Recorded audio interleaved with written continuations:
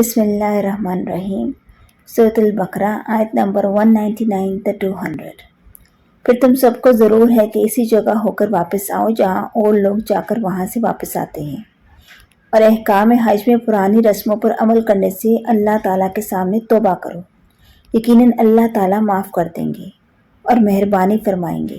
پھر جب تم اپنے اعمال حج پورا کر چکو تو اللہ تعالیٰ کا ذکر کیا کرو جس طرح تم اپنے آباء و اجداد کا ذکر کیا کرتے ہو، بلکہ یہ ذکر اس سے بدرجہ بڑھ کر ہو۔